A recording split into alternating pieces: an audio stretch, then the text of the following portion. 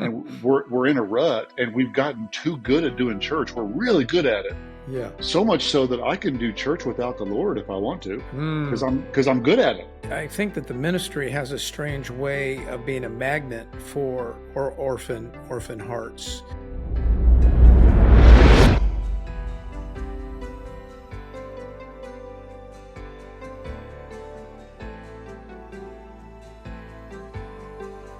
Hey everybody, before we jump into today's episode, we'd like to recognize all those who make this podcast possible. The Lead Today show is supported by all the generous donors of the Lead Today community. Thank you so much for investing in shaping leaders through this podcast. And be sure to like and subscribe on whatever platform you are watching or listening today. All right, let's jump into the podcast. So in our last podcast, I was talking to you about maybe keeping track of something significant that happens in your life every single day and take note of it. What I projected was that if we do that, it'll have a way of slowing life down to appreciate life every day and every hour. One of the themes last time we talked is, not all of you, fortunately, are fighting well, I guess we're all fighting aging, right? Everybody ages. But I talked a little bit about aging. So I'm just kind of looking over this past week, some of the notes that I've taken. I've taken a note every single day over the last week. And here's some things that I need to appreciate. One is I have a condition called hemochromatosis. You can look that up if you want. I also struggle with hypothyroid and osteoporosis. But other than that, I'm a pretty healthy guy. And I actually mean, I'm laughing, but I mean that sincerely. I usually feel pretty healthy, but then I get these stints, these acute situations where I'm not feeling so well. So anyway, I wasn't super happy with the doctor that I have. And, your doctor is your partner. They specialize, in your physiology, in your biology, in your physical health, and I suppose it can bleed into other areas as well. So I went on a search for a new doctor, found one. We're going to give him a try. I will leave his name out of it at this point, but what I really enjoyed about that last visit is he was engaged. He was there. And there's sometimes I've gone to meetings where, how many patients has this doctor seen? Am I just another number? Do you get that? But don't get me on my customer service rant, because if you know me, you know that if I'm a pain in the butt, it is that I believe that we should all give excellent customer service in everything that we do, not overlook any details. So that's a big deal. My son-in-law called me this week and told me he got a big old raise, and so we celebrated that. He's in cybersecurity. I visited an old friend in the hospital who received some bad news, and so there's more to be determined there. Went to a couple of big events in my grandkids' life. I went to one of my granddaughter's first middle school pep rally where she was part of the dance group and did a little ditty, and that was fun to watch. And then my youngest grandson, who I called Damav, that's not his name, went to his very first T-ball game. So that was an absolute blast, I taught at the church last night to about 30 leaders, and that was a very great time. And I had some very vigorous meetings today with some leaders. So, looking back at the last 7 days, there certainly is a lot to appreciate. Today, my guest is Dr. Jon Chasteen, and he is the author of ReLeader. His story, I think, is fascinating, and we're going to be diving into his story. The first time I interviewed him here on the Today Counts show, I had not read his book. So I was more diving in and seeing if I could glean anything from that. and I was intrigued by our time together. So I bought the book, I read it, and I have put down some questions that I would like the two of us to discuss. And I believe that if you are interested in leadership, then this is a podcast that you want to listen to. So let's dive in with Dr. Jon Chasteen. Jon, I had so much fun with you the first time you were on the podcast. It really wasn't that long ago. I don't know, three, 4 months ago. And so normally I let like 6 months go by before I invite someone back. But I did not lie to you when I said, okay, I've heard enough to where I'm going to go ahead and buy the book. And I did buy the book, and I read the book from cover to cover. I've got it marked up. The next thing I do after I highlight things is I give it to my assistant, and she takes everything that I have highlighted, puts it in a Word doc, and then I have a folder for that kind of stuff. And that way I'm just better at reviewing things and then incorporating them into my own content, of course, from time to time. Great idea. Yeah, naturally giving the author credit, for that. But when we talk about, so the name of the book is ReLeader: How to Fix What You Didn't Break. And for those of us joining this conversation, the idea is, John Maxwell says that leadership is influence. And I've always thought that was fantastic. I always add, not because I'm trying to be competitive, even though I am kind of competitive, I always want to add, but it's contextual. In other words, I believe that leadership is contextual. And when I was a younger leader, in those days, back in the late 70s and early 80s, we often talked about leadership style. And I think today we have come to learn that really falls short, because leadership is supposed to be about serving the needs of the context and obviously influencing people towards, where we think we all should go. And so re-leading is really about, you're now moving into a leadership position that someone else had before you. And that is a unique context. Would you agree with that? And that's absolutely. Okay. So absolutely. Yeah. So that's kind of the premise. That's kind of the foundation of where we want to take off. But I love your subtitle, How to Fix What You Didn't Break. Jon, I want to start at the end of your book. Might be a strange place to start, but when I got through it and I was looking at the notes, I said that's really kind of where I want to start. You said at the end, towards the end of your book, so it was about a re-leader's mindset. Always add interim to your title. Talk about that real quick. Yeah. First off, thanks for having me back on, Jim. It's good to be back on with you, and always enjoy being with you and love what you're doing. I think it's a frame of mind. Obviously we're not going to put interim on our business card, but on the business card of our heart, I think it's important to do that. And I think it's do we want this organization to outlast me? And when you come in as a re-leader, you're pretty keenly aware that I didn't start this, I didn't build this, I didn't build these buildings, I didn't hire these people, I didn't establish these values. And some of that may change. I may hire some different people and things like that, but I want this to outlast me. I want somebody to come after me and steward it on. And so it's a frame of mind to think, I'm not the lead pastor, I'm not the president, I'm not the vice president, I'm the interim pastor, I'm the interim president, because there'll be a president after me, there'll be a vice president after me, there'll be a director after me. And it just helps frame how you think as a leader. And really what it does to me is it humbles me to say, this isn't about me. This isn't about me, and my name in lights and what I can do and make a brand for myself. Like, this is about, in our context as believers, it's for the kingdom. And if you're in the manufacturing business, it's about service. So yeah, it's a mindset. It's a reminder that the leader can tell themselves on a daily basis, I'm the interim. Let me steward this well for this season. Yeah, one of the groups that I'm a part of, they use a terminology that says, lead like you're leaving. That's good. Always thinking about, developing leaders around you, knowing that probably should be our responsibility. I would have to say that might be a fail point in my youthful leadership. I might have been more focused on wearing a cape and being the hero, and not thinking about the longevity, of the mission and the vision.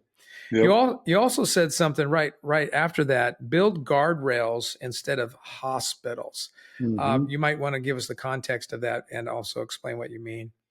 So the context for that in my life was whenever I became a ReLeader at the church I pastor, that my predecessor had a moral failure. And so I came in on the heels of a lot of hospital time, metaphorically, and there were a lot of people hurting, wounded, broken. And in my leadership journey, I had to build a hospital. One of my very first things I had to do was build a hospital because there were so many wounded people. And um, and so when I came in as the leader, what I wanted to do is I wanted to build guardrails so that I don't fall off the same cliff. And so a lot of a lot of the things we put in place when I became a pastor was about my accountability. I don't travel. I don't travel by myself. People have password access to my phones, to my emails. And what I'm doing is I'm building guardrails. And the thing is when they build guardrails on highways, they don't build them after the highways are built. They build them before people start driving on the highways. And so if you're going to start trying to build guardrails halfway through your leadership journey, it's never too late, but it's pretty far down the path. And so it's easier. But the point of that statement and that metaphor is it's a lot easier and cheaper and less painful to build a guardrail on the top of the mountain than it is to have to build a hospital at the bottom. Yeah. Hmm. And when you're cognizant of that, are you also explaining to people what we're doing and why we're doing it so that they get that concept as well? Absolutely. So Yeah. if you're a CFO, if you're a president, if you're and we've just gone through a season where our books were out of balance, or we came across some fraud in our books. Well, you're going to spend a lot of time cleaning those books up and getting accountability in place. And so, what are we going to do to make sure this doesn't happen again? you know, we got some silos. Patrick Lencioni wrote a great book called Silos. And what are we going to do to make sure that doesn't happen again? What we whatever it is we're trying to lead through in leadership, there's no shortage of problems ever. But to me, the best leaders are the ones who can fix those problems to where they don't happen again. That's a guardrail. We're trying to keep this thing from happening again because we remember how painful it was to clean this thing up at the bottom of the mountain. So let's build guardrails so this doesn't happen again. Yeah, yeah, that that Yeah. that's all. Yeah, that's awesome. When I think about core values, I think about I don't remember who gave me this idea, but it was not original with me. But some core values that we raise up are what we would call permission to play, meaning they're just non-negotiables, and we admit they come from our past, and Mm, we've learned from that. And though it may not be great to wear the scars, sometimes that's part of the reality um, yeah. of, Yeah. of of what we've gone through. Yeah, you Nature also, versus nurture. yeah, yeah, that's good. That's good.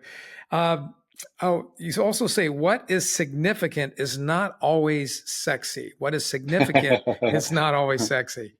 Yeah. This is a funny one for me because I think um, whenever before I was a leader, right? We've all been in a second or third or chair in an organization when we were young or whatever. And when you look up at the leadership role, usually from that chair, it doesn't look that hard.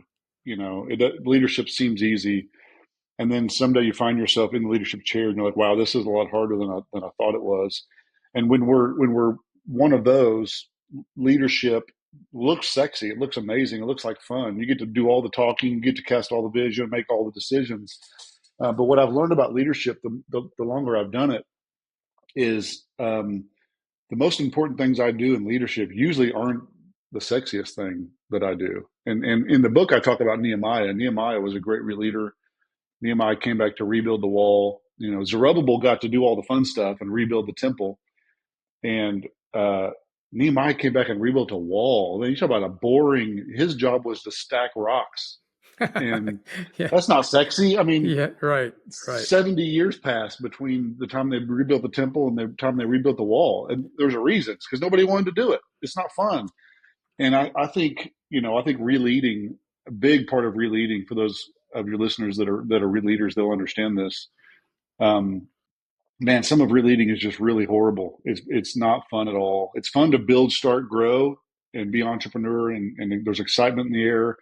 When you're ReLeading, many times it's like the crash at the NASCAR race. Everybody loves to come watch the race, but nobody stays after to watch them clean up and rebuild the car that was crashed. And it's not sexy. But it's important work. I mean, it's critical work that ReLeaders do. And that was really more of an encouragement to the ReLeaders to say, hey, listen, even though doesn't always feel like you're doing something significant, you're doing something very significant.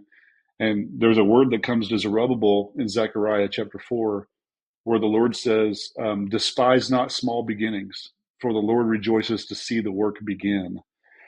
And so what the Lord is saying to Zerubbabel, and he had quit, he had stopped working on the temple. He got exhausted, he rebuilt the foundation, and he quit. And some historian theologians believe he quit for around 17 years. And that text in Zechariah chapter 4 is the word of the Lord coming back to Zechariah and saying, hey, you're not a quitter. We're going to finish this thing. It says, you will put the capstone in the temple. And basically what he's saying to him is he's saying, hey, you're going to finish this thing. And the instruction is, don't despise small beginnings, because the Lord rejoices to see the work begin. And you would think it would say the Lord rejoices to see the work finished.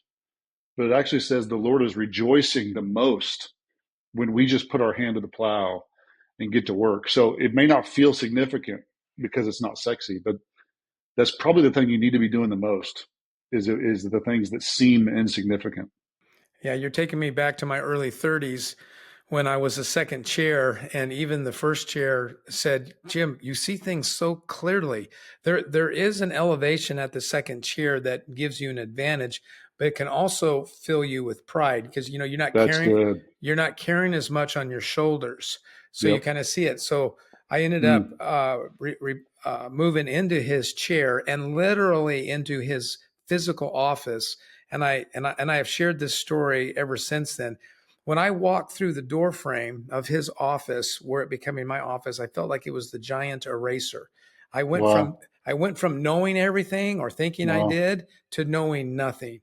And being, there really is a phenomenon about first chair, second chair leadership. One is not better than the other, but one is different than the other, at least from my vantage point, from my experience. And there is that spiritual, invisible, intangible weight that is on the shoulder of that first chair. And it's probably why, Jim, it's probably why it's so important to have a great second chair person, because they see with such clarity that maybe you don't have, because of the weight of the responsibility.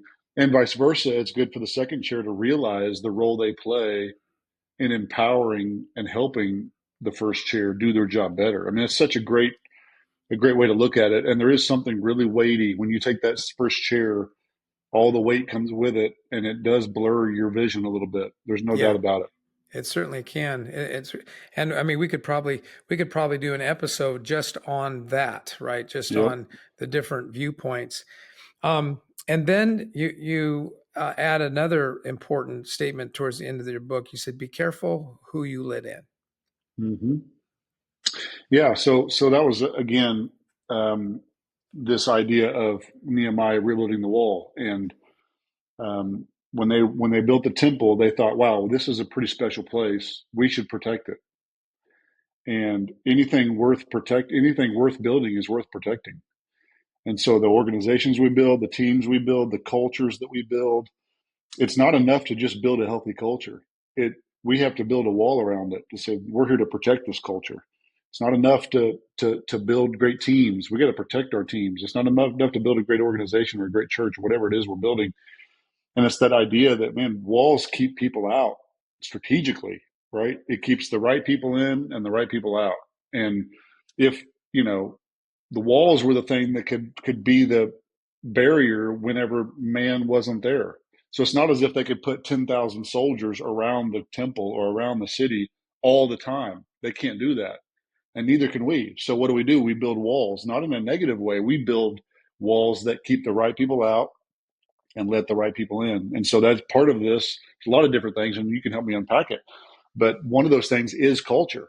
When we build a healthy culture, what we're doing is we're building a protective layer around what matters the most to our organization. And cultures are something that is baked into the cake that everybody understands. And so it's not the leader isn't having to keep all the bad things out. The culture does. When we establish the right cultures, it's like, hey, here at Victory Church, this is what we do, right? Here at such and such ABC organization, this is who we are. This is what we do.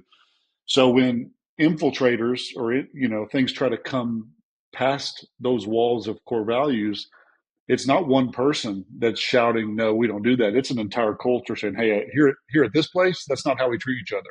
Here at this place, that's we don't steward our money that way, right? And so that's what that analogy or statement is about, is trying to build. A lot of times when we say we build walls, can be seen as a negative thing. I'm painting it as a positive thing in this context, that we're building something that's keeping the right things in and not letting them out, and keeping the wrong things out, but not letting them in to our organization. Yeah, my little helping you unpack this dissertation is going to sound really dark and paranoid, I'm sure. It's all right.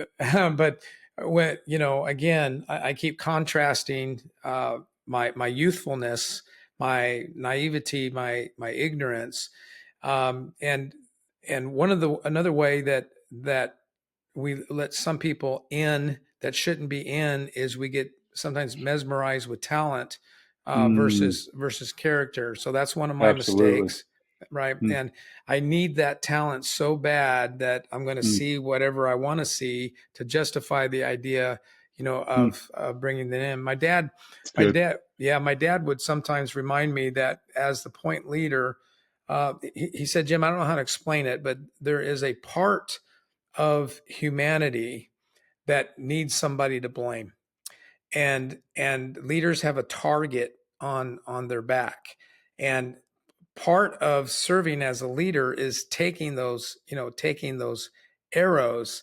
And I don't remember who said it, whether you said it or whatever, but rarely does a leader get taken down by an arrow shot at 100 yards, but more by a knife in the That's same good. in the same room, right? Yep. And again, that sounds so dark and paranoid. No, But unfortunately, it's just reality. I mean, it is.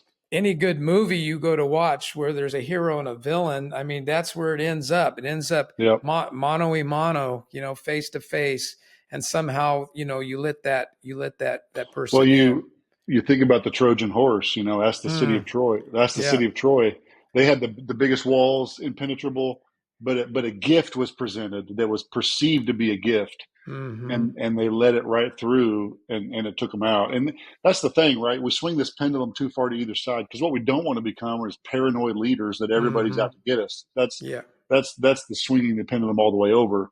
But it's being keenly aware that, man, we got something really special here, and we need to protect it. And Yeah. if that story of Nehemiah, it says that Nehemiah found the weak points in the wall, and he put reinforcements there to keep the enemy out. And so I think as leaders, I think one of the most important things we can do is know our weak places. There's no such thing as a perfect organization. And so if the enemy is going to get to us, where's he going to go? Where are we the weakest? And let's station some reinforcements there, and make sure that doesn't happen. Yeah, some of the warnings are proverbial, right? They're like, watch out for flattery. Yes. Everybody who smiles and hugs you and says that you're great, and then anybody who says yes too soon, too quickly, Yep. That's good. without weighing. All of those are kinds of things that we learn the hard way in leadership. We could read the book of Proverbs 1 through 31. But until we experience some of these it takes some of that to quicken our mindset to now when we read Proverbs, we really let it get into our heart and our mind and our Yeah. soul. But to your point, it's not simply to protect me or you. Right. It's something bigger than that. Yes, of course it's me and you, but it's bigger than that. It's the Yep. culture. It's what, because there are people who want something that they didn't build.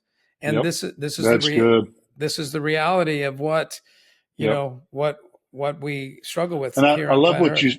I know we have a lot to cover, but I love what you said there, Jim. You said, I'm trying to remember how you said it, but you basically said, and I'm going to paraphrase, you just correct me if I'm wrong. Um, is anybody around you, and I'm going to say it differently, but I'm saying the same thing you said, is anybody around you saying no? When was the Mm, last time, when was as a leader, when was the last time somebody told you no? yeah, You yeah, called him yes men, but yeah, we're flattered by that as leaders. We love to be, oh, that's such a great idea, John. Oh, it's so good, John. Yes, it's so yeah, good. When was the last time somebody looked you in the eye and said, man, John, that's a bad idea. yeah, We yeah, disagree with you. yeah, But I agree with you. Some of the people that are going to infiltrate us the most are going to stab us right in the back. And they're yeah, probably the people that are placating to you a little bit. yeah, or at least not, or at least walk through the possibilities of how it could end badly, and if it does end badly, are we still good? Do we believe in it so much that we've counted the cost, and if it does end that way, we've agreed that we're going there together, even though that's not the ultimate objective. Versus, man, yeah, go for it, and then when you do fall flat on your face, they're nowhere to be found.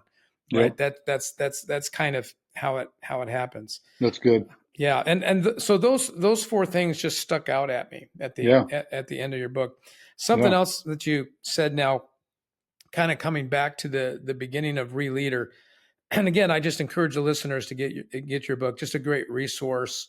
Um, as I said earlier, I'll be using it myself, regurgitating, thinking through it, because there are some things that you have said that I think, wow, I have never thought about that before. Other things that you've said, I've heard it before, but not in that way.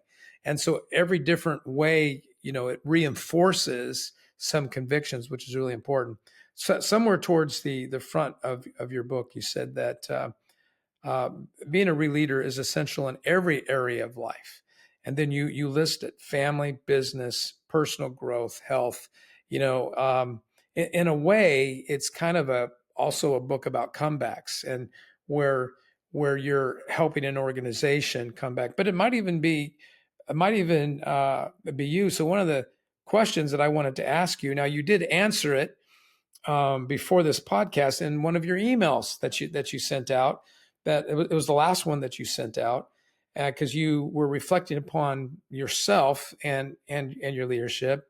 But the question that I wrote down, John, is, okay, you got me thinking here, because I've been doing what I've been doing for a while now, and I can see where there needs to be some re-engineering. There needs to be Mm, some reworking. Do I have to quit so someone else comes and does this work, or hmm can I metaphorically get up, leave the chair, and then come back into the chair with a different mindset Yep. of ReLeading? So my question is, can an established leader consider himself or herself a ReLeader of their own hmm making?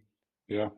Yeah. I think at any given time in our life, we're all leaders. I think when it comes to organizations, it is really there's a lot of different skill sets involved between an entrepreneur, leader, starter, and a leader. And I can talk about that for days, but I think there's all kinds of moments in our life where we lead ourselves. And I got a book in my heart. I don't know if I'll write it or not, but I spoke at a marriage conference recently, and I talk about releading your marriage. I mean, there's just there's a difference between being married 5 years and being married 25 years, and sometimes we got to relead how we're married with kids at home, and when kids move out, marriage looks different. There's a season there when I was the president of the TKU and I was a pastor simultaneously for 5 years, that when that 5 years ended, I had to look myself in the mirror and say, okay, Johnny boy, it's time to re-lead your health. It's time to get the right pace. We're going to get back in the gym. We're going to start eating right again, because I had led myself to a place that I shouldn't have led myself to. And so I think, it could be a totally different book. This one's ReLead How to Fix What You Didn't Break. Somebody probably ought to write a book called ReLead How to Fix What You Did Break. Yeah, that's good. Or how to break something. I mean, sometimes something needs to be broken. Yeah, right. And so the thing the Lord's doing in me right now is, the Lord's really challenging me on church, and I won't go too deep into it. But why 4 songs in a sermon every week? Why do we do the same thing every single week for all of eternity? And we're in a rut, and we've gotten too good at doing church. We're really good at it. Yeah. So much so that I can do church without the Lord if I want to, because I'm good at it. I know how to get a talented worship leader and write a sermon. And I could actually grow a church, and the Lord had nothing to do with it, because the people are used to the program formula of church. And so I'm in a season where the Lord is releading my thinking. I'm challenged by this, and it's spurring a lot of things in me that we're shifting and changing. So I think releading is something that we lean into all the time without really realizing it, and I think even, Paul says, take every thought captive and make it obedient to Christ. What he's saying is, hey, you're thinking in a direction that you need to relead the way you think. You need to think differently. And so releading is anything we do where we're heading in one direction, and all of a sudden we stop and we say, I don't think this is the right direction for us right now. And we relead, we repivot and do something else. So I think releading is a part of our everyday life. We just may not call it that, but from time to time, all through our life, like you're saying, a person who started and grew their business. I mean, imagine if Blockbuster would have reled Blockbuster. They didn't relead themselves, so they died. Imagine if Kodiak, the film company, would have pivoted and reled when the culture changed, when the technology changed. They should have stopped and said, it's time for us to relead ourselves because the market is shifting, but they didn't, and so they died. So I think releading is a part of everybody's journey at some point. As you get older, this memory thing is real. It's a bummer because you're reminding me of an event that I was at Willow Creek Community Church in the 80s, and I have used this analogy many times. And this is the first time that I've forgotten the pastor's name, doggone it. But he, pastor in Hawaii, and he was up, and I think the topic that was given to him was burnout. And what I'm connecting with here is, you've gotten down something so well, church, preaching, that kind of thing, that you can do it without God. And what he did is, I'm going to use your book as an illustration. Let's just pretend it's the Bible. He held it with his left hand, which I'm doing right now. And he said that when he first started preaching, this is what it looked like. He would take his right hand, he dived into the Bible, he put it on his heart, and then he cast it out like seed. He said, but I got good at preaching, and I became the CEO, and I was a busy man. I was so good at it, I just did this. He took his right hand in the Bible, and then he just threw it out. Yeah, and it was no longer incarnate. And I mean, I tell you, that struck me to the heart, right? It struck me to the heart. And because the truth is, go ahead, finish. No, go for it. And I know we're going a little sideways here, but I'm really passionate about this right now. I'll give you a quick analogy, and I think this to be true. Jim, if you and I were atheists, okay, let's just pretend for a second that you and I were atheists, but we loved money, and we would make money any way possible. I genuinely believe, and this is scary, right, and sad, that you and I could start a church. And let's say we were millionaires, and we bought the perfect plot of land, built the most beautiful building, hired the most talented worship leaders. We had the LED walls, we had the cameras. We hired a really gifted preacher that could preach the paint off the walls. I actually think we could grow a big church, and God had nothing to do with it. And what scares me more is that 90% of the people sitting in the pew wouldn't know the difference. Yeah, because counterfeits can be really, really good. As a young banker, we actually were taught how, to tell the difference between a counterfeit $100 bill and an authentic one. And I want to tell you, it ain't easy. Yep. I mean, I wasn't great at it. I mean, I didn't have the eye to pick up some of the things. And, the enemy is all about the counterfeit. And I'm not agreeing because we're having a podcast and we're supposed to agree. I agree. I mean, Yep. it's so true. It's so true. And part of it, I think, is because, to keep up the image, to keep up the whatever, we're on this hamster wheel, Yeah. and Sunday's coming, right? Yep. Sunday's coming. And here we go, and we got to be ready, and this is how we do it. And Well, and somewhere along the way, and I know we got off topic here. We can pivot back. I somewhere along the way, that somebody moved the goalpost, for pastors, where the goal for a touchdown used to be, let's grow people, let's make people grow closer to the Lord, and somewhere along the way, goal number one became grow my church, and we've grown the church. It's gotten real big. Um, and I think, let me get back. I'll lead us back to ReLeader. What you're seeing in me right now is what I talk about in the book. When God puts something in your heart to relead, it always starts with a spark. And people just saw that spark in me just now, right? You saw me lean in. Yeah. I got excited. I said, I got to tell you this story. And what that is a spark that God's trying to put a fire in me. And that's when you know you're called to relead something, I think, is when you sense something inside yourself that you're like, someone's got to do something. And you saw this in Nehemiah chapter 1. You see his spark happen in real time, where he's like, man, he's weeping for the Jerusalem. And in Haggai chapter 1, it literally says, I think it's in verse 14, it says, the Lord sparked the enthusiasm of Zerubbabel and Jeshua to go back and rebuild the temple. So it's a spark that the Lord puts in us. It's a calling. I mean, it's something that the Lord puts in us, and we can't help but do it. And I think that's when we know we're called to go relead an organization, or relead our marriage, or our physical health, or our thinking, or in my context, church, because there's spark in me. Like, I'm compelled to action. I'm compelled to do something. And I think that's how you know, is because there's just a burning inside of you, Yeah, it's a conviction. It's almost, you're almost willing to throw logic and safety out the window because it's got you captured. Yeah, absolutely. Right? Yeah, absolutely. Sorry, my dog's barking.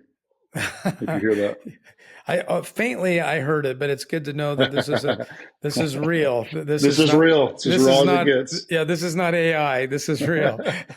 Hey everyone, we're going to take a brief break from the podcast to let you know our very own Jim Piper has released a brand new book called Story: The Art of Learning from Your Past. Everyone has a past, but not everyone learns from it. Jim unpacks lessons in this book that help leaders and learners understand the potential our past has to impact our present and our future. Be sure to grab your copy of Story where books are sold. All right, let's get back to the podcast. You talk about the hardest person to lead is yourself. Yeah.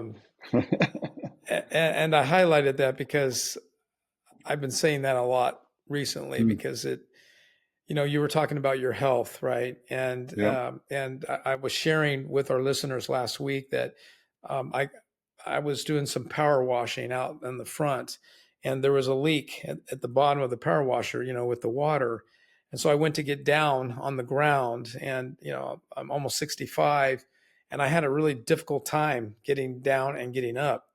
And I wrote that in my little micro journal, and I said, okay, that's not how I'm going to go down. I'm going to get strong again. This is this is ridiculous, but I know that's going to take doing stuff that isn't fun to do.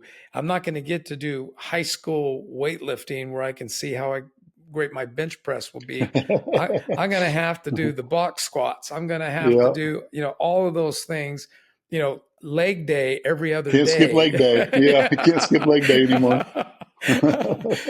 So talk about that a little bit. The hardest person to lead is yourself. I have found this to be true. And when you're a leader, you lead a lot of people. And the reason I think that's true, and then we can unpack it, I think you'll always be the hardest person you'll ever lead because you can talk yourself into anything. Hmm. Or alternatively, you can talk yourself out of anything. And, uh, you know, we judge other people, but we rarely stop to judge ourselves. And, I like to golf.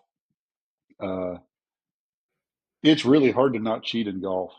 Yeah. Yeah. Yeah. Like, To rationalize, right? oh, yeah, Yeah. I'm an yeah, amateur. So, I mean, come yeah. on. Yeah. Well, it was just this far out of bounds. Can I just get my foot wedge and just kind of, I just Yeah. need a good lie. I'm going to pick Yeah. up the ball and put it on top of a piece of grass. Get it out of the And divot. yeah. And, what'd you get on that hole? I got a bogey. No, you didn't. You got a double bogey. What? So we can talk ourselves into anything. We can justify anything we want. And I love what you said a while ago and about it being hard. And really the truth, what I found, and my kids are so tired of me giving this speech to them when they were very little, in the back of the car on the way to work, taking them to school or whatever. I've given them the speech a million times, and they roll their eyes now when I say it. But we have a saying at the Chasteen house, and we say if it was easy, everybody would do it. So I have a doctorate degree in education, and I tell people all the time that are thinking about going back and getting their degree, and they're like, "It's hard. I don't know how I'm going to do this. I got babies at home, and I'm in school." Well, if it was easy, there's a reason why less than 1% of the population have a doctoral degree. It's because it's hard. And anything in life worth doing, I would venture to bet you that everything in your life that's valuable to you, the most valuable to you was the hardest to come by. The If you've heart. been married 40 years, guess what? That was hard. Mm-hmm. It's Mm-hmm. because if it was easy, everybody would do it. But the divorce Mm-hmm. rate proves us otherwise. If you have a great retirement and you've worked really hard, the reason you have that is because it was hard and it wasn't easy. If it was easy, everybody would have it. And so I just think we become the hardest people to lead because we aren't willing to do hard things, and I just want to. I don't always get that right. I'm not sitting here saying I've done that right all the time, but I just want to be a person that does hard things. If I like you're doing now. When I came to this realization that I needed to re-lead my body, well, it's not easy to go to the gym. It's not easy to be sore every day. It's not easy to push the cake away from my mouth. Um, but if it was easy, everybody would do it. So it's just kind of that line of thinking. And again, we're never going to get that right every day. But if we can approach every day with that mindset, we're going to get it right most of the time. I think also that it bears fruit to where we don't become victims in our mind, and we don't blame our failures and others, and we take personal responsibility. I wrote next to your comments in your book in pencil. I wrote, "It's leadership is an inside out proposition," and everything starts with me. If I want a Yep. better marriage, I probably shouldn't pray for Rhonda. I should probably take a good Yeah. look at me, right? Yeah. Probably should And do the dishes or something. yeah, yeah. God, just make her a nicer person, and Yeah. help her see my good heart, and Help her to be attracted to me. yeah. Oh gosh, speaking of heart, a concept that I hadn't heard before, but Yeah. but when I read it in your book, now for some reason I've been hearing it a lot lately. It's funny how Mm. that happens, huh? Yeah. Talk to me about an orphan heart and how Mm. that relates to being a leader, a re-leader, and Mm. and why is that an important concept? I'm going to make a really bold statement and then I'll try my best to explain it. I Okay. think of all the things the Lord has showed me about myself and of all the things that I think are one of the most important things um, for ourselves in all of life, in all relationships, in all of self-awareness, all these things.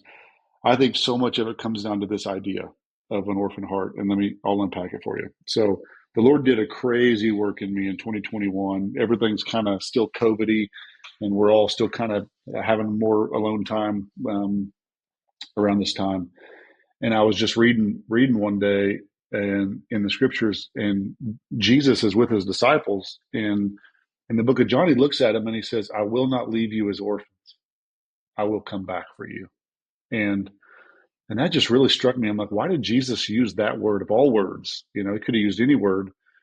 And he basically is telling them, hey, you're not an orphan. I'm not leaving you as orphans. And I think it's because he knew we would behave like orphans. And you got to really think about practically what an orphan is. An orphan is someone who has no home, who has no parents, who has no father, right? And what the Lord began to show me is that I'm not an orphan. I have a great father. I have a great mother. But the Lord began to reveal to me that as a leader, as a child of God, I might get up even as a pastor and say, I'm a child of God. I'm a son, but I realized that I didn't act like it. I didn't act like I was a son. I had a poverty mindset. I had a negative mindset. I had a people pleaser, just crying to get out in me. And it shaped so much of my leadership, the way I see myself, and, think about your kids, or, in my context, my kids don't wake up wondering if they're going to eat today. They don't wonder if they're going to be able to pay for this activity at school today. They just text me, Dad, will you pay for this? I need you to pay for this. There's like not an arrogance, but a loving, they know that Dad loves them and Dad's going to take care of everything they could ever possibly need. And what I began to realize is that I was craving affection and attention from people that was only supposed to come to me from my Heavenly Father. And so the way this looks practically as a leader is, I might come up with an idea at the university and it was my idea and I cast the vision for it. And then the day comes that the fruition of it comes about and it's announced and they don't even mention my name. Can you believe that? They don't even say that this was John's idea, and the Lord would just be like, why does that matter? You're chasing people's affection and people's attention. And am I not good enough for you? Is it not enough for me that your Father loves you, that your Heavenly Father cares for you? And this comes about so beautifully. I can talk about this for days because I'm crazy passionate about it. But think about the relationship between the Heavenly Father and His Son Jesus, we know that fatherly relationship there. And when Jesus is baptized, we know what happens. It says that the heavens opened up and a dove descended and rested on Jesus, and the Father said, "This is my Son." I get emotional at that. I don't know why. In whom I'm well pleased. Okay. Now let's think about the context of him saying that. Jesus has done nothing. He hasn't begun his ministry at all. He's done nothing to deserve it. He's done nothing to earn his Father's love. You would think that at the end of Jesus's ministry and Jesus is hanging on the cross, and then Dad says, "That's my son," and I'm really pleased with him. Jesus got an A+ before he started. And I think many times we've all seen employees and leaders that operate as I got to produce, I got to perform.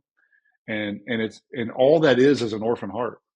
When we feel like we have to prove ourselves, right? And we've all seen that guy. It's the guy that name drops. It's the guy that wants to overachieve. And if he doesn't get the attention he needs and the affection he needs, we all have one of those employees on staff. Well, what they are is they're orphans. They're not bad people. They just have an orphan heart. And so I learned so much about that really the most troubled people on your staff are not bad people. They have a massive orphan heart. And if you can minister to their orphan heart, you may not need to fire them. They may become one of your greatest employees. I had a pastor on staff that was a part of our Spanish campus. And at the time, he was here illegally. He had a driver's license. He had a social security number. He had a mortgage, but he didn't have a green card. And he had been with us for years. And one day he was just ranting at me and yelling. And again, after I studied the orphan heart, I saw everyone through this lens. And God just began to show me orphan heart, orphan heart, orphan heart. And so one day he was just going off, and I said, "Hey man, listen, you belong here. You belong here." And he goes, "I know I belong here, blah, blah, blah, Victory Church or whatever." And I go, no, I'm not talking about that. I'm talking about in the United States of America. You pay your taxes. You know, you've done this, you've done that, you've done that, you've done everything you know to get legal. And I want you to know from me, as an American, you belong here. And he lost it, started Mm. bawling and weeping. And so everything coming out of him was a reaction, a response to feeling like an orphan, trying to perform and prove. And that can manifest in a lot of different ways. It can manifest as anger, it can manifest as insecurity. And it always manifests in that way because orphans think this is the pattern. And this isn't mine. This is a guy named Leif Hetland, who's a good friend of mine. He's written several books on this. One's called Called to Reign, one of the greatest books I've read. And this is the way he differentiates. He said, this is how orphans think. Orphans think they have to do something first. And if I do something, then I can have something second. And if I have something, then I can be someone. Okay. You see the pattern. I got to do something. I got to perform. And if I perform, then I can have leadership. I can have a title. I can have money. I can have possessions. And then maybe everybody will respect me and I'll actually be somebody. And he flips it. In the kingdom of God, it's actually flipped. And first we say, I already am. I already am. I'm a child of God. That's enough. I don't have to perform. I don't have to be anything for anybody. I already am a child of God. And because I'm a child of God, I have everything I need. I already have it. You know, the prodigal son, he had an orphan heart. The son who stayed home, he had an orphan heart. I already have everything I need. And because I have everything I need, and because I already am, now I can go do. So we're still called to do, but now I'm doing everything from a place of sonship. And I think the church has gotten really good at, I think the church is really good at talking about leadership, and we're really good at talking about fellowship, and we're really good at talking about companionship and all the ships, you know. But I don't think we do a very good job of talking about sonship. And I think if people really understood who they were in Christ, man, it changes the way you lead. It changes everything about you. So I talked too long about that, but I'm very passionate about that subject, as you can tell. Yeah, and I think that the ministry has a strange way of being a magnet for orphan hearts, Bad.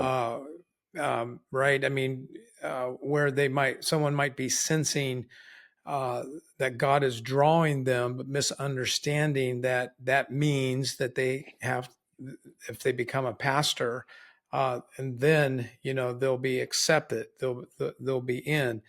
Yep. I think it's probably also true for those that don't fit into large organizations that have kind of an entrepreneurial, spirit. I'm not saying that every entrepreneur has an orphan heart, Mm-hmm. Mm-hmm. but people that feel like they don't fit in might be drawn to other things Yep. where the door might be a little more open, Yep. and the requirements not so rigid. Um, I think that it's a great question for all of us to ask. That we probably all have an orphan heart at some percentage, at some level, Yes. something that triggers that, and it's uh, I mean, boy, I can get into a lot of psychology slash Yeah. Me theology, too. into that, right? I'm thinking about firstborns, Yep. and they're paid attention to so much, Yep. and then if that gets split among 2 and 3 and 4 or more siblings, there is that's the way that they have received love, They feel is orphaned. Yep. right, is to receive the praise, but now they don't get as much praise just because their parents can't be there for all of them, and so they're seeking praise. There's that. Yep. It's also, I think, a leadership deal where you're really good at doing this certain something, putting square pegs into square holes, Mm-hmm. and you got praise for it, Yep. and then whether you have the gifting or not, you get promoted, and you That's what I was still, about to say. yeah, Yep. and you still try to do that job the way you did the other job, Yep. because that's where you got love. That's where you got Yep. praise. And you don't have enough. They say it's lonely at the top. I think that it's lonely in the journey when you're going from one place to the next place in growth. It's during that stretch. I mean, have you ever taken off in your car and then kind of woke up halfway to where you're going? Yeah. Who's Because you're driving? you're daydreaming and you're going, am I even going the right way? Right. It's where am I going? Well, the tricky part even about this, if a leader doesn't really understand the orphan heart and be able to identify it, Yeah. that's what I tried to really um, make my craft good at seeing it in other people. And here's why, because usually what happens is the people who perform in your organization get promotions. But many times what we're doing is we're actually promoting the biggest orphan hearts, because the people that perform the best, right, are wanting something from it. They want praise. They want something as validation. And so many times, if we're not careful, if we're not identifying the orphan hearts in our organization, we want people to perform, obviously, but the heart behind it is really important. Why are they performing? Are they doing it to get praise? And many times we promote so many people to leadership positions that have the biggest orphan hearts in our entire organization, which end up becoming detrimental to our organization, because orphans produce orphans. And orphans, if a pastor's an orphan, you're not pastoring a church, you're pastoring an orphanage. And so anyways, that we have to be really careful, not just to promote people because they're putting square pegs in square holes. Like, what's their heart? What's their heart? Are they doing it to serve, or are they doing it to get praise? And the scary thing there, John, is that they're most of us are probably not even conscious of it. And so like the psychologist Carl Jung used to say, it takes work to make the unconscious conscious, and to bring it to the forefront so that you know what you're dealing with. But a lot of times you don't ask the questions like, why do I feel threatened? Why do I feel lonely in a crowd? Why do I, et cetera, et cetera, et cetera. Yep. And instead of simply responding emotionally out of it or trying to get more out of it, there's just not enough effort on our parts to take that step back. Going back to what you said, earlier, that we're the hardest person to lead. We're complex. When we went to seminary, they threw out a statement to us. I'm not saying that we're in the same class with the same professor, but I know it was a day that messed me up when they said God is simple, humanity is complex. And simple is meant is that he's unchanging, and that all of his attributes work at the same time. My attributes don't. It's really good. And that was a brain buster, right? It's just like, you're just going, wow, that is really good. Yeah, and that's why we get mad at God, because our emotions are all over the place. Yeah, and he's still there. He's still God. He's just doing what he's doing. And I remember walking out of that class that day, not hearing anything else. I just go, whoa. That is really good, and it's very true. Yeah. I don't remember everything in seminary, but there's a few things. Well, some things you probably need to not remember, honestly. Oh, that is so true. That is so darn true. Yeah, that is so true. Yeah, let's don't chase that rabbit. We'll never come back. No, we wouldn't. There's some other things that I'd like to end with that I just thought, man, these are so good. I don't want to talk about everything in your book because they're not going to buy it. That's all right. So we want people to buy ReLeader, How to Fix What You Didn't Break, by Dr. Jon Chasteen. I'm skipping a few things because my notes were just huge, but in the process of releading, you make a statement, expect trouble. I think we've already handled that one pretty well. Yep. And then I put the word and then there are a few things that I would like to chat with you about. You talk about comparison is the thief of joy, which probably grows out of this orphan heart. Now that we've talked about it, but talk about that comparison as the thief of joy. Yeah, there's a lot of people smarter than me that have unpacked this at length. I know Andy Stanley has talked about this at length, and many other great leadership people. I think it's something I've been studying lately, and I think it might be a book. I'm toying around with it. Again, a small thought that I think could be a ginormous thing for every leader. And it's Paul in, I believe it's 1 Timothy 6. He says, he gives us this formula. I like formulas, And Paul says, godliness with contentment is great gain. And we would never think that, it's like, if we're talking about gains, if we're investors and we're like, okay, we're looking for the biggest ROI, what can we do here? And as leaders, that's how we think. We need gains. We need gains in attendance. We need gains in assets. We need gains in net revenue, whatever gains we're looking at. Paul's like, well, I got a formula for you. You ready? Godliness plus contentment equals great gains. Yeah. And that is so countercultural, Mm-hmm. and I'll probably sell 5 copies of that book. No one's buying that book. Yeah. But I just think it's so profound, and really it is really cluing in on that idea of comparison. What's driving us? That's the big question we have to do. And I was talking about this the other day with a guy, and he said something real profound that if I write this book, I think it'd make a great title. He said comparison is the gift that keeps on taking. That's really good. It doesn't give anything to us, man. Yeah. All it does is take from us. I mean, yeah. Just get on social media and scroll for 30 minutes and see how your soul feels at the end of it. You don't feel any better. I mean, because we compare, and I think this is what gotten pastors in a lot of traps, where we compare our church to Life Church or any other of these mega churches, and so we think we're failures because we're comparing. It's just a lie. I mean, the enemy, all the enemy needs to do is deposit a seed, a lie in our heart that we come into agreement with, and we're finished. We're done. And our calling and our destiny and our purpose can be snatched, in just a moment because of comparison. Yeah, this Orphan Heart thing is a bigger thing. You might want to zero in on that on your next book, because I'm looking at my notes and I can see how everything can go right back, to the roots of that, and we all might have a little more orphan than we think, in us.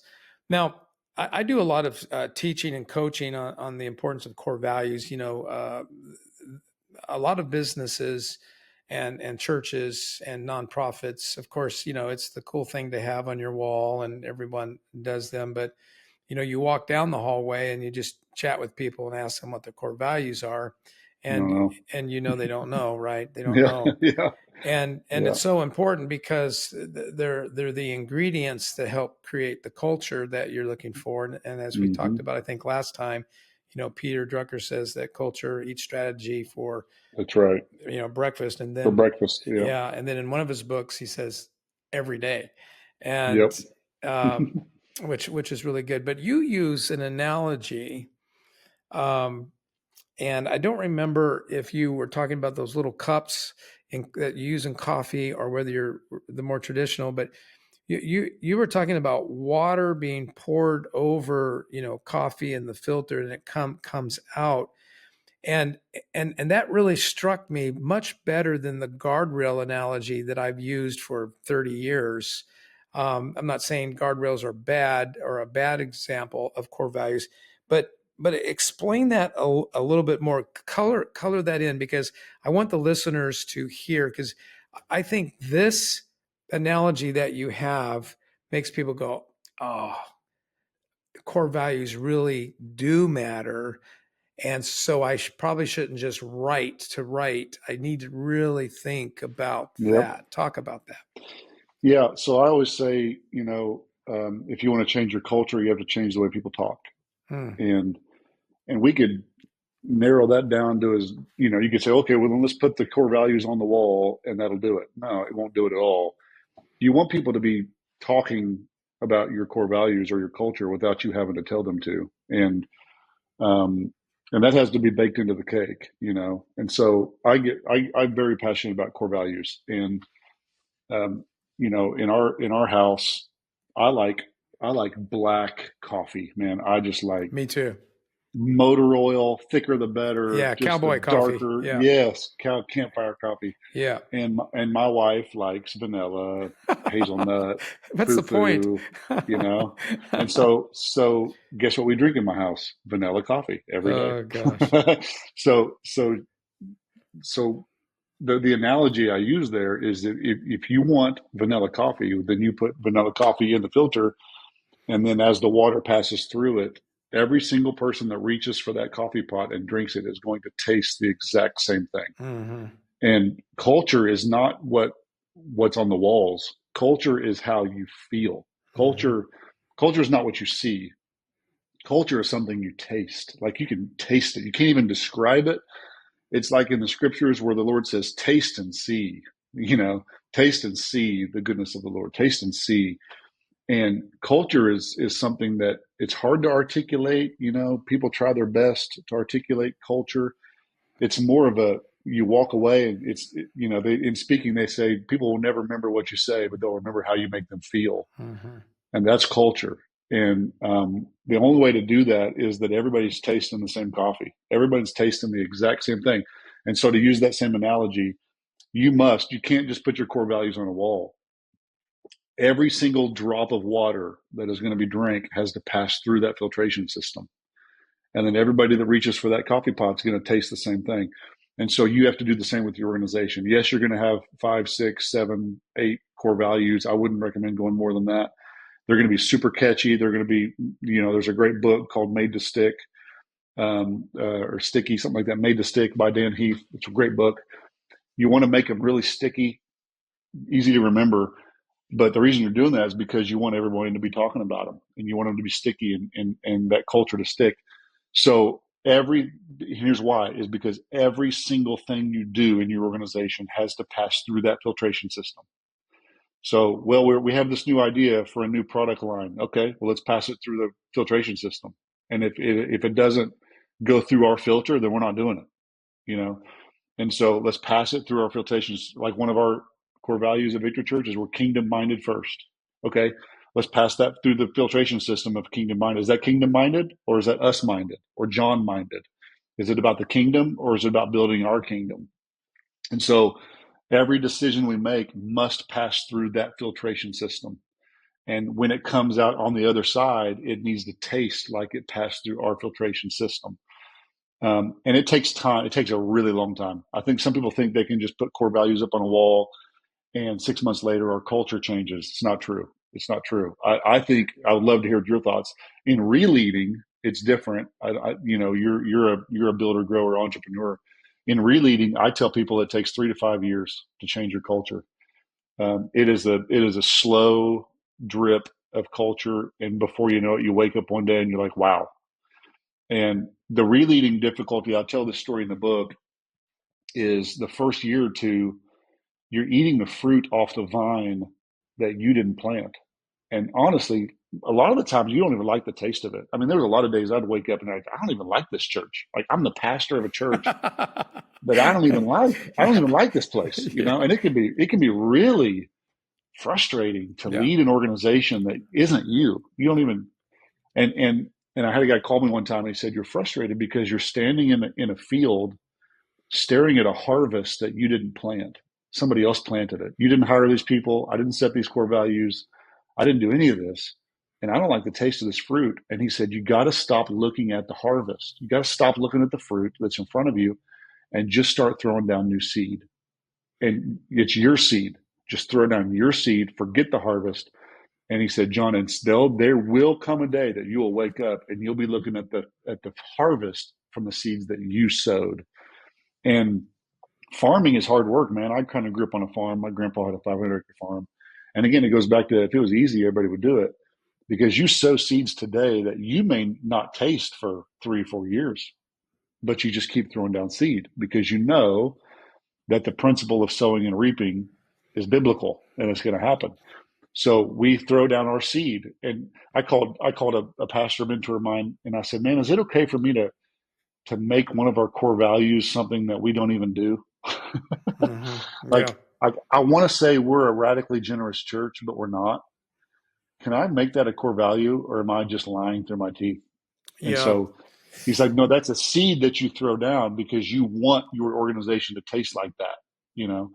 So at times you're throwing down seeds of vision that you don't even hardly believe you can accomplish it yet. What are your thoughts on that, Yeah, Jim? well, I think first of all, I agree with your sentiments there. So, being wired a little differently than you, I think that when you're building something from scratch, you have a little bit of an advantage because all they know is what you are doing there. So, imagining that you're intentional about what you're doing. However, I would say that in a turnaround situation, the core values are already there, and the culture has already been established, regardless of what's in writing, regardless of what the bylaws say, what the wall says, regardless. And because, as you said, you can just walk through it and fellowship with it. And it won't be long to know whether you're in a Chinese restaurant or a steak place, or you'll know, using your term, taste. But here's what I will offer. I will say that I think that just like, I'm a little sensitive about it. But aging is not fun, and my muscles shrink much faster than I build them. I can't take any Mm, time off. mm, I cannot. I remember, and I am being, from one ex-athlete to another, yep. is that literally when I was 19, 20, 22, 23, I could walk in a gym Oh, yeah. looking one way and walk Hmm. out looking a different way. With I a could, pump.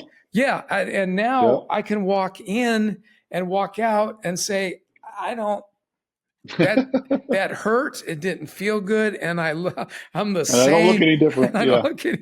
I don't look at it. I think the deterioration of culture happens Mm, faster than that's the good.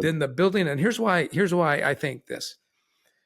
I think that, you talked about protecting earlier on and put a wall around the culture. All right. And so I'm following that analogy. But with every strong city, there are suburbs of that city that, even in ancient times, there are tent cities, and they benefit from what was good in that That's good. in that city, right? Absolutely. And so, but if war comes to that, those tent cities, they leave, they and so there are people who benefit from the culture, but they're not the same people That's who will good. fight for the culture. That's So really good. yeah, so that's another reason why I think you're absolutely right. You've got to be fanatical about protecting the culture that you're trying to build. Now, because I'm a starter, I get I but I'm more self-aware now, right? In my 60s, maybe by the time I'm 80, I'll be ready to lead something. Um, Hmm. uh, Yeah, right. Hmm. but I know that when I was younger, I kind of had that really bad husband complex that I applied to my leadership. Why do I Hmm. have to tell you I love you every day? I mean, Mm. I said I loved you at the altar. Of course, I love you. I'm providing for you. Why do I have to keep talking about the vision? Keep talking about the Yep. culture? Didn't I say the same thing last week? The week before Yep. that? The week before that? So I think that's another reason why it deteriorates faster, because the leader gets tired. Yep. That's exactly right. Right, the leader gets started.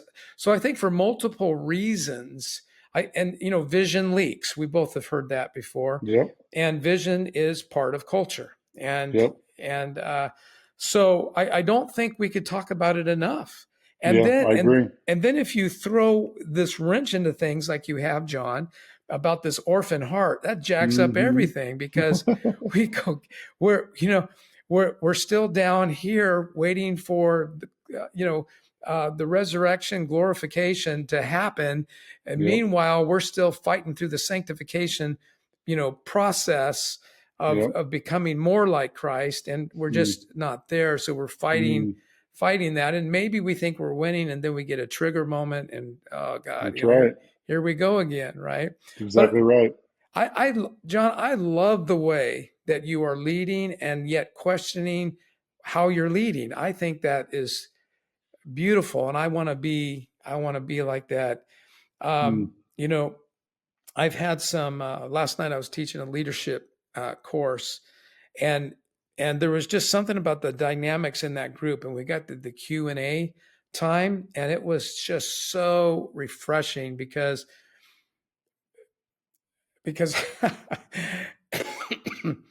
when sometimes there's a certain group of people that come together that create the right kind of chemistry for raw conversation, and that was that, and it overflowed into some of my coaching this morning.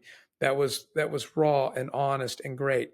And I think when I talk with you, that's what I feel, and I know the listeners feel that. And I so much appreciate the work that you put into ReLeader. I'm probably going to add several in my library just so that I can have them available in my coaching with people. You've taken mm. time now. You've taken a couple hours now to meet with me, and I appreciate it. I want to ask you one more question before we go. Sure. Why should we keep our leadership team small? Mm, it's a good question. So I think there's a lot of reasons, and I'll try to keep it brief. One is just logistics, right? I mean, um, we as leaders we have limited time. Time, money's not your greatest asset. Time is, and I would say now when I say lead team, there may be layers of a lead team. Sure. So I've got three guys that report directly to me. And you And when I expect was those three guys to be able to build organizations themselves. 100%, Okay. yeah. So that answers the scaling issue, right? So back whenever I was leading a university and seminary and a university at the same time. I'm sorry, the church at the same time. Yeah. So people would always say, John, how do you do that? How do you lead two organizations in two different states? And I was like, well, I don't mean to oversimplify it, but you really do have to break it down that I lead 7 people. Okay, I have three people on my executive team at the church, and I have 4 vice presidents on my president's cabinet. 4. So I don't see it as that I run 2 organizations. I see it as I lead 7 people, and that's my job. I lead 7 people. That's all I do. And if I can lead these 7 people well, I can lead anything. I can lead any organization. I could lead, if I could figure out a structure to where that 7 people ran 15 companies, I could run 15 companies. And I think great leaders think that way. And when we truly empower people, so I meet pastors and leaders all the time that have 8 people, 12 direct reports, and I'm like, you'll that's your lid. That's your lid. And if that's the way you want to lead, you can lead, and your organization can stay the way it is. And this is biblical. I mean, this is what happened when Jethro comes to Moses. He's like, Moses, what are you doing, man? Like, and the scriptures say you're going to drive yourself crazy, and you're going to drive the people crazy. So it's not just about your limitations. You're actually limiting your people. You're actually limiting your organization by having too many people on your leadership team. And I remember whenever I was kind of taking on the university, my mentor, I said, man, I don't know if these 3 guys can do it. I honestly don't know if they can do what I'm asking them to do. And he said, well, you'll never know unless you try, because you're the lid, John. And this is what most leaders need to understand that I didn't understand at the time.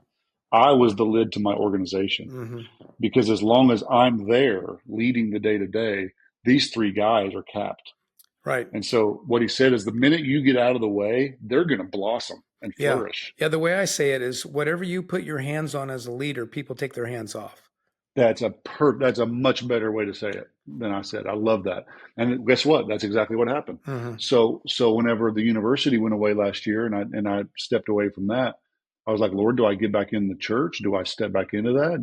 What do you want me to do? And I was like, man, if I do that, I'm going to have to chop the legs out of some guys' leadership, and they're doing a great job. So why would I do that? So I just think some of that's just a numbers thing. You got to get the right people. There's so many nuances to that, right? You can't just find anybody. You got to write the right people in the right seat in the right bus. There's a million nuances to that, and it's a little bit of an oversimplification, but I just think the smaller the team, the better. Look what Jesus did. Jesus is like, nope, we're doing 12. And then with the 12, I've got 3 that I'm going to take aside and pour into them a little bit more. So even Jesus, who was there when the foundations of the world were laid, said, okay, there's limitations to how many people I can pour into here. And so I just think it's wisdom. I think anytime we try to stretch ourselves too thin, your organization will suffer, you will suffer, and it just becomes the lid to your organization. And with that model, the who becomes even more important, right? It's critical. Right. John, and I Jon, think that's true with boards. If people are having boards, higher ed's guilty of this. We'll have 24 people on our board of trustees. Like, this is a joke. We're not going to get anything done. It's kind of like goals. You have 14 goals, you have 0. It's exactly right. Exactly right. Jon, I want people to get on your email subscription. How do they find that? Yeah, so we call it our community, and it's just a website called ReLeader.co. And you subscribe. It's a free subscription. Hop on there. I try to do some writing or podcasting every week, and it's just a community of guys that get together and gals that are ReLeaders. And you can comment. We try to create some community there, so it's free. Just hop on there, ReLeader.co. Hey man, this is not the last time we're going to talk. I promise I'll give you more than a few months off this time, and appreciate you. Have a great night. Have a great night with your family, and thank you for what you've shared today. All right, bless you. I appreciate it, brother. Thank you. Bye-bye. Thank you for joining us here at the Today Count Show. Be sure to like and subscribe on whatever platform you listen or watch so you don't miss any content. And stay tuned for more coming soon.